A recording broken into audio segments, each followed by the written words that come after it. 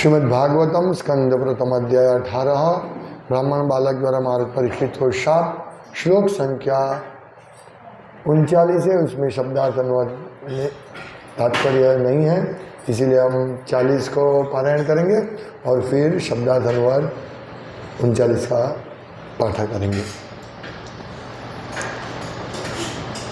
विसृज्यतं चापप्रच्छ वत्स कस्माद्विरोधिषि केन वा ते पकृतमिति उक्तः स न्यवेदयत्। अभी हम 39वां श्लोक भी बोल देंगे। सवा अंगीरसो ब्रह्मन् श्रुत्वा सूतविलापनम् उन्मील्य शनकैर्नेत्रे दृष्ट्वा चांसे मृतोरगम्। शब्दार्थ 39वें श्लोक के। सह वह वै भी अंगिरसः अंगिरा वंश में उत्पन्न ऋषि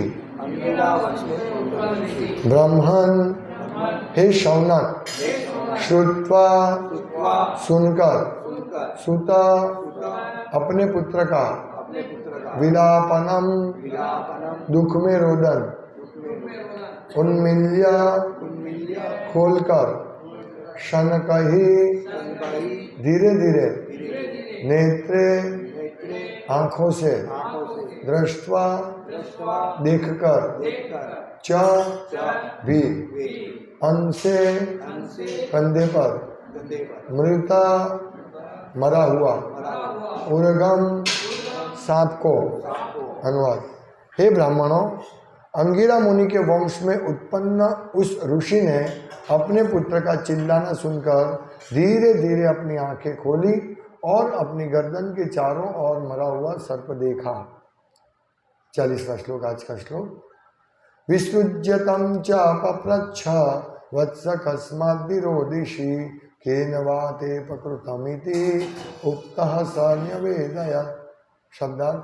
विसृज्य एक और फेंक कर, तम उसको, च भी, पप्रच्छ पूछा, वत्स प्रिय पुत्र, कस्मात् किस लिए, ही निश्चय ही, रोदिषि रो रहे हो, केना किसके द्वारा, वा अथवा, ते वे, अपकृतम दुर्व्यवहार किया, इति इस प्रकार, उक्तः कहा गया, सह उस लड़के ने, न्यवेदयत् सब कुछ बता दिया।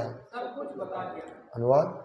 उन्होंने मरा हुआ सर्प एक और फेंक दिया और अपने पुत्र से पूछा कि वह क्यों रो रहा है, क्या किसी ने उसे चोट पहुंचाई है।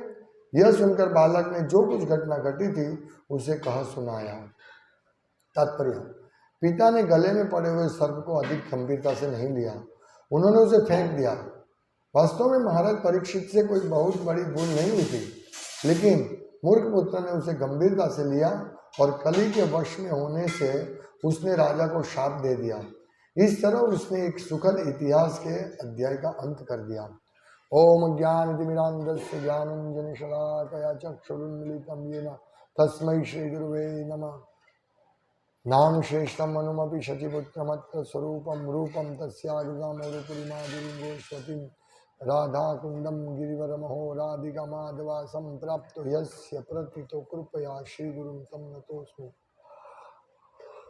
वंदेहं श्रीगुरु श्रीयुतपदकमलं श्रीगुरुं वैष्णवांश्च श्रीरूपं साग्रजातं सहगण रघुनाथान्वितं तं सजीवं साद्वैतं सावधूतं परिजनसहितं कृष्ण चैतन्यदेवं श्रीराधा कृष्णपादान् सहगण ललिता श्रीविशाखान्वितंश्च। हरे कृष्ण कृष्ण कृष्ण हरे हरे, हरे राम राम राम हरे हरे। उन्होंने मरा हुआ सर्प एक और फेंक दिया और अपने पुत्र से पूछा कि वह क्यों रो रहा है, क्या किसी ने उसे चोट पहुंचाई है। यह सुनकर बालक ने जो कुछ घटना घटी थी उसे कहा सुनाया। ये शमीक ऋषि ने क्या किया, उन्होंने आंख खोली, देखा ये मरा हुआ सर्प निकाल दिया, उसने गंभीरता से नहीं लिया। और प्रबल लिखते हैं ये कोई इतनी गंभीर घटना नहीं थी, इन्होंने कोई गंभीर भूल नहीं की थी कि शमीक ऋषि को मार दिया। नहीं, वास्तव में प्रॉपर लिखते कि परीक्षित से कोई बहुत बड़ी भूल नहीं हुई थी। लेकिन क्योंकि उनका पुत्र कली के प्रभाव में था संपूर्ण रूप से, कली ने पकड़ लिया उसको कि ये अभी हम मेरे काम का है, अभी इसी से मैं प्रवेश कर सकता हूं। तो कली ने उस बालक में प्रवेश करके, जो इतना गंभीर नहीं था, उसको बड़ा गंभीर, राजा को मृत्युदंड देने तक की उसने गंभीर समझा, इतना गंभीर समझा। सोचिए, मूर्ख पुत्र ने उसे गंभीरता से लिया और कली के वश में होने से उसने राजा को शाप दे दिया। यानी अभी देखिए राजा उनसे कितना बड़ा है, उम्र में, ज्ञान में, सत्ता में, सब तरह से कितना, वो छोटा बालक था।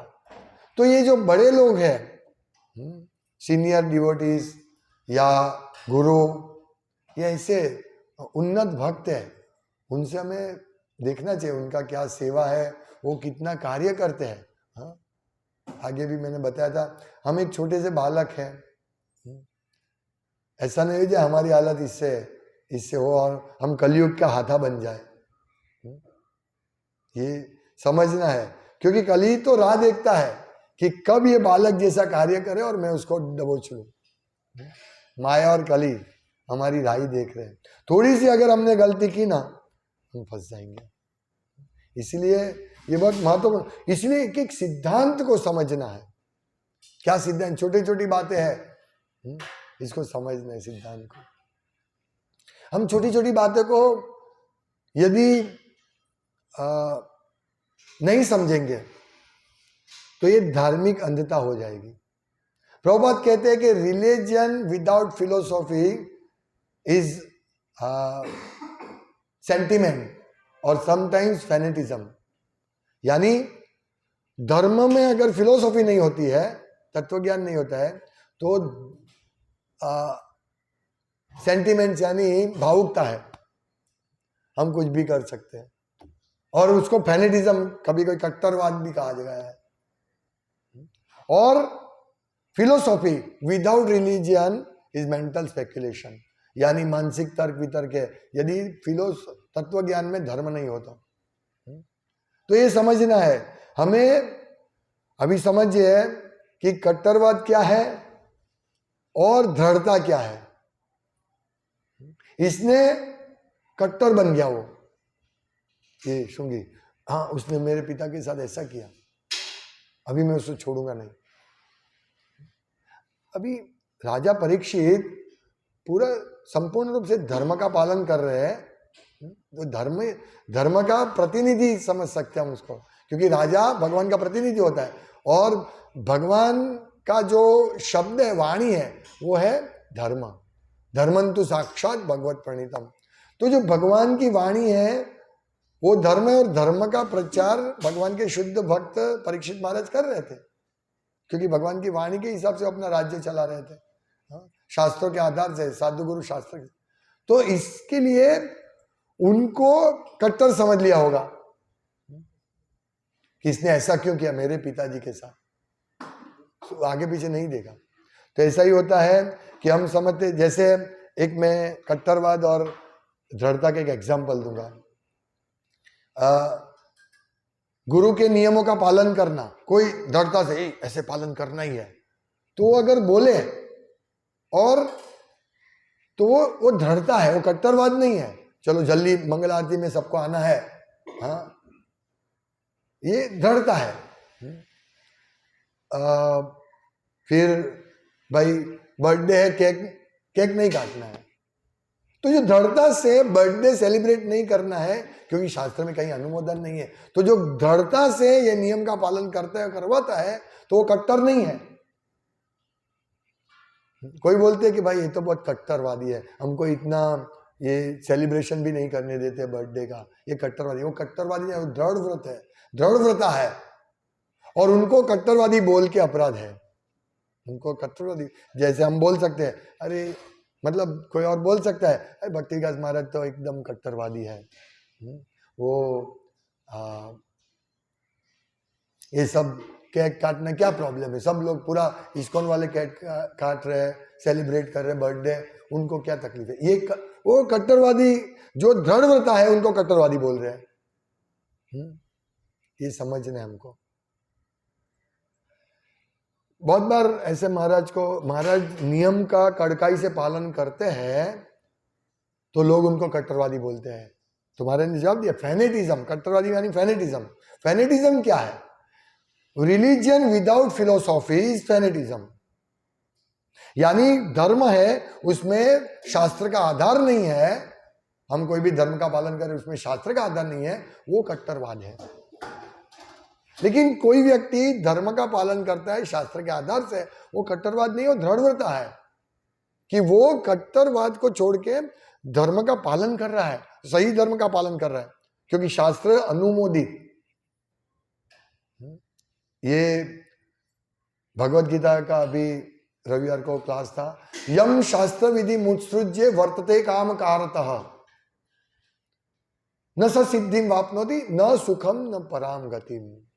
जो शास्त्र के हिसाब से नहीं चलता है उसको सुख भी नहीं मिलेगा और पर गति भी नहीं होगी। तो ये फेनेटिज्म बोलना, कट्टरवाद बोलना, यदि कोई धर्म के हिसाब से चल रहा है तो वो गलत है। एक बार जयद्वैत महाराज ने कहा था कि कोई भी व्यक्ति नियमों का कड़काई से पालन करके फॉल डाउन नहीं होता है उसका, वो ऐसा कभी नहीं होगा। यानी लोग सोचते हैं ये तो एकदम कट्टरवादी है, बाहर का खाना खाता नहीं है, ये कोई होटल से लाया हुआ किसी ने बनाया, भगवान को भोग लगा तो भी वो खाता नहीं है, ये कट्टरवादी है। ऐसा कट्टरवाद का सिक्का लग सकता है, लेकिन कट्टरवाद वो नहीं है, वो दृढ़ता है। गुरु की आज्ञा का पालन करना, शास्त्र की आज्ञा का पालन करना, वो दृढ़ता है, कट्टरवाद नहीं है। लेकिन वो लोग उसको कट्टरवाद कहते हैं। तो यही इसने गलती की, इसने देखा नहीं। उसको धर्म आता था, मतलब उसके पास तेजस्वी था वो, पर उसने शास्त्र का आधार नहीं लिया। मुझे शाप देना चाहिए या नहीं देना चाहिए, ये कट्टरवादी है। और उसने राजा को कट्टरवादी कहा कि मेरे पिता को हाथ पहना दिया। कितना कुत्ते के साथ सर खाया। यही होता है, ये जो नए नए लोग होते हैं ना, भक्ति में आते हैं, वो ऐसे ही होते हैं। या बहुत सालों से भक्ति में है, वो भी ऐसे हो सकते हैं। वो जो दृढ़ता से पालन करता है उसको कट्टरवाद बोल सकता है। तो हमें समझना है, ये तो सुनना पड़ेगा, क्योंकि हम लोगों को ऐसे ही लोगों से काम करना है। लेकिन हमें ये ध्यान रखना है कि कट्टरवाद क्या है और दृढ़व्रता क्या है। हमें दृढ़व्रत से सभी नियमों का कड़काई से पालन करना है। चलो आज के दिन होटल में खाना खा लेते हैं, क्या प्रॉब्लम हुआ? आज एक पिक्चर देख लेते हैं, क्या प्रॉब्लम हुआ? नहीं, ये कट्टरवाद है। हाँ, किसी को हम लोग कृष्ण भावनामृत में लाना चाहते हैं और थोड़ा प्लस माइनस शास्त्र की बाउंड्री में रहकर प्लस माइनस कर सकते हैं। शास्त्र की बाउंड्री में रहकर, जैसे मैं मेरे एग्जांपल दूं, हम लोग शुरू में भक्ति में आए थे तो बाहर का खाना बंद कर दिया था, लेकिन हम लोग घर से खाना बना के होटल में जाते थे और होटल में टेबल कुर्सी पे बैठ के खाते थे। तो ये हम शुरुआत में, अभी की बात नहीं कर रहा, बहुत साल हो गया, 15 साल पहले की बात। तो ये हम करते थे, पर प्रसाद खाते थे। तो इस प्रकार से शास्त्र की बाउंड्री में रहकर हम कर सकते हैं। अभी मैंने बताया था कि एक भक्त ने बोला, प्रभु जी आज मेरे यहाँ बर्थडे है तो हम केक काट सकते हैं? बोला क्यों केक काटने का उद्देश्य क्या है? क्या फायदा होगा इससे? क्या फायदा होगा? नहीं, ये लोग मानते नहीं है, घर वाले। क्यों मानते नहीं है? जब हम हमारे इस पूरे भक्त लोग जप करते हैं और जब बर्थडे किसी होती है तो सेवा करता है वो, केक काटते नहीं है। जो धार्मिक लोग ऐसे नहीं करते हैं, तो तुम अधर्म क्यों कर रहे हो? जब गुरु मां ने स्पष्ट कहा है कि बर्थडे, लोग बर्थडे केक बाहर से लाके आते काटते हैं और उसका सेलिब्रेट करते हैं। हमारे पास इतने आचार्य है जिनका सेलिब्रेशन हम नहीं करते हैं। नरोत्तम दास ठाकुर, उनका सेलिब्रेशन हम नहीं करते हैं। उनके व्यास जन्मदिन का सेलिब्रेशन नहीं कर, उनका करो। इतने आचार्य पढ़े, अपने बेटे को केक काट के ये कर दिया, उसमें 2000 खर्चा करेंगे लेकिन 200 रुपया भगवान की सेवा में नहीं डालेंगे। ये हमारा कट्टरवाद है। तो ये सब समझना है हमको। नहीं तो हम सोचते हम भक्ति कर रहे हैं, नहीं। इसीलिए हम लोगों को कनिष्ठ अधिकारी के लेवल से ऊपर उठना है, उठना है। लोग बहुत सारे नियम, अभी जैसे है नवरात्रि में लोग गरबा खेलते हैं, अभी डिस्को डांडिया खेलते हैं, ठीक है। तो ये अभी हमारे इस्कॉन में भी आ गया कि हरे कृष्ण धुन पे गरबा करो। क्या ये सब है? दूसरा मैंने बताया शादी में एक्चुअली शादी होती है, एक यज्ञ होता है, शादी एक संस्कार है। अब ये शादी में फिल्म के गीत पे डांस करना कहाँ की बात है? ये कट्टरवाद है। शादी धार्मिक प्रसंग है, वो धर्म में, इसको कट्टरवाद बोलते हैं, धर्म विदाउट फिलोसॉफी। हम शादी में पिक्चर के गीत गाते हैं, डांस करते हैं, बाहर वाले को नाचने के लिए बुलाते हैं, हाँ, और घर के लोग नाचते हैं सबके सामने। तो ये नहीं, ये कट्टरवाद है। ऐसे ही बर्थडे सेलिब्रेशन करना भी कट्टरवाद है, क्योंकि शास्त्र में ये अनुमोदन नहीं है कहीं पे भी कि भाई इस प्रकार से आपके बच्चों की बर्थडे है तो सेलिब्रेट करो। तो कृष्ण का सेलिब्रेट किया था, लेकिन कैसे सेलिब्रेट किया था? केक काट के किया था? नहीं, ब्राह्मणों को बुला के, ब्राह्मणों को दान देकर, ब्राह्मणों के से आशीर्वचन लेकर बच्चे का, स्वयं कृष्ण का अभिषेक किया था। वो भगवान है। अभिषेक मतलब बर्थडे सेलिब्रेट किया था। पढ़िए कृष्ण बुक में, उसको फॉलो कीजिए ना। ये विदेश को क्यों फॉलो करते हो? विदेश से लोग आ गया केक लेके, हाँ, और ऐसे ही लोग यदि हमारे इस्कॉन में भी है तो वो भी केक काटे, तो हम उसको फॉलो क्यों करते हैं? हम कृष्ण बुक को, प्रभुपाद को फॉलो क्यों नहीं करें? क्यों नहीं करें प्रभुपाद को फॉलो? ये करना चाहिए। ये धार्मिक अंधता है। धर्म के नाम से हम विदाउट फिलोसॉफी, कट्टरवाद है, सेंटिमेंट्स है। हाँ, मेरा बेटा है, वो भक्त बनेगा, सब आशीर्वाद देंगे। यस, आशीर्वाद इस प्रकार से नहीं। आशीर्वाद उसको सेवा कराओ, चलो सबको परोसो, हाँ, दान दो, ब्राह्मणों को खिलाओ, भक्तों को खिलाओ, ना नहीं है, भक्तों को खिलाओ। केक क्यों काटते हो?